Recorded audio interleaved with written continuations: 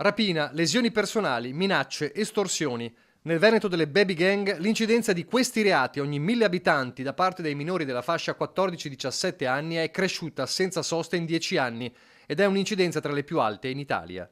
Solo a Venezia, per esempio, i minori segnalati per rapina sono passati dai 5 del 2014 ai 74 del 2024, quelli denunciati per estorsione da un singolo caso nel 2014 ai 14 del 2024.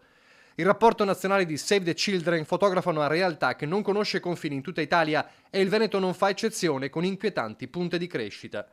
Ragazzini violenti, al tempo stesso armati di coltello e disarmati dal punto di vista emotivo e relazionale. È questa la doppia faccia del problema ad essere sottolineata nel rapporto.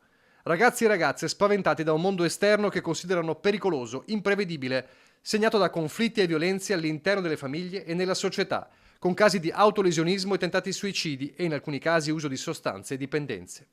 A preoccupare è la normalizzazione dell'uso del coltello, che a prescindere dalle motivazioni espone i ragazzi più che in passato a rischio di andare incontro a un'escalation di violenza.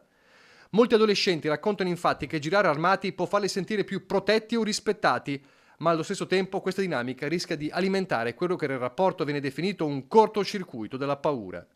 Un cortocircuito alimentato dai social.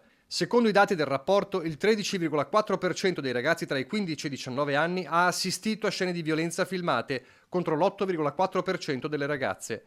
Una quota più ridotta dichiara anche di aver registrato personalmente episodi violenti con il proprio telefono.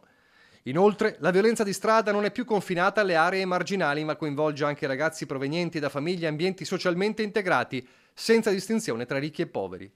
Di fronte a una piaga che sembra impossibile da rimarginare, il rapporto di Save the Children sottolinea la necessità di superare il modello unicamente punitivo stile decreto Caivano, ma di andare a monte, una soluzione che la Regione ha deciso di adottare fin da subito. Delle politiche legate alla prevenzione e quindi tutto ciò che va a significare anche un'attività legata alle famiglie, ai genitori, un potenziamento rispetto a questo e soprattutto anche quella fruizione degli spazi dei ragazzi che va a mettersi a sistema anche con delle iniziative anche a livello dello sport che a livello nazionale stanno per essere promosse. Serve naturalmente la comunità educante che è fatta e costituita naturalmente da tutti gli attori della rete, il terzo settore, i comuni, il volontariato, le parrocchie e naturalmente le scuole che diventano fondamentali assieme alle famiglie per creare questo tipo di intervento.